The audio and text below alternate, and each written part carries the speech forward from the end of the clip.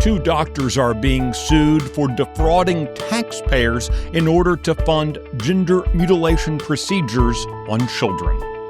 This is Thursday, December 11th, 2025. Texas Scorecard presents the day's first news for the Lone Star State.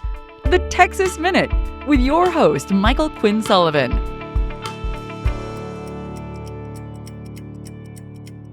Welcome into this Thursday edition of the Texas Minute. If you enjoy this daily podcast and find it useful, I hope you'll consider sharing it with your friends and encouraging them to subscribe.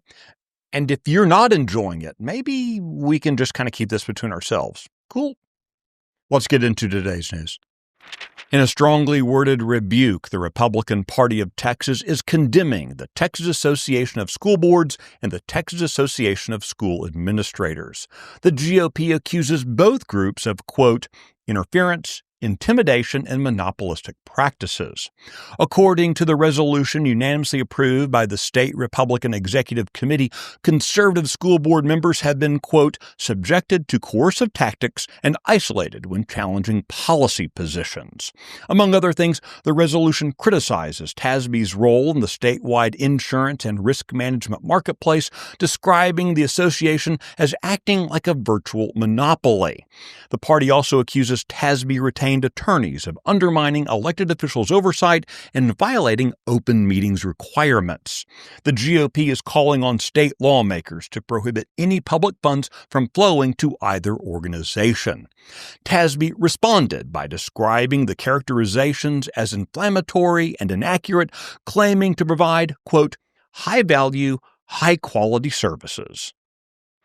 The Houston Independent School District has agreed to settle a federal lawsuit filed by the parents of a student at Bel Air High School.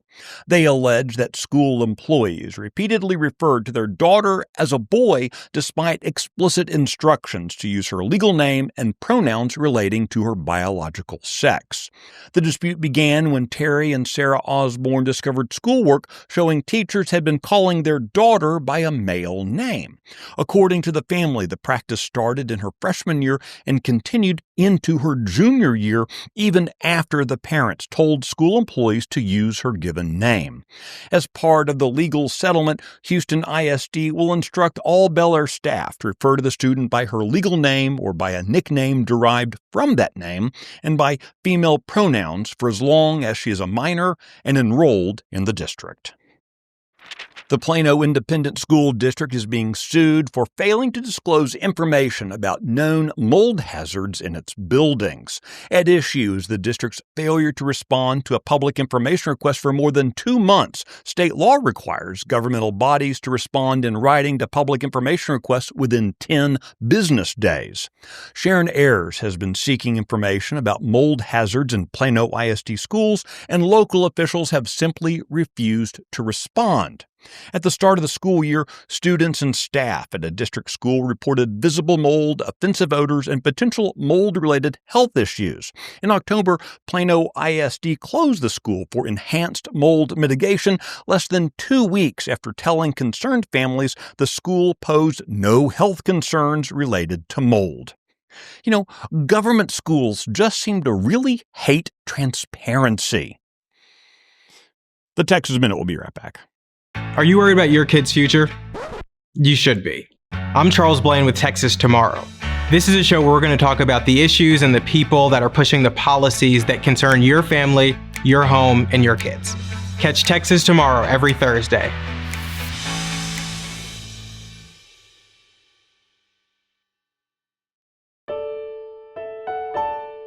A legal offensive has been launched by Attorney General Ken Paxton, accusing 2 North Texas physicians of breaking state law and defrauding taxpayers. The doctors involved are May Lau and Brett Cooper, who allegedly provided illegal gender transition drugs to minors. Paxton's office is seeking to force the doctors to repay the money and face steep civil penalties for what the Attorney General has described as, quote, cruel child abuse carried out at public expense. The doctors were first sued a year ago for violating Texas's ban on gender mutilation procedures being performed on minors.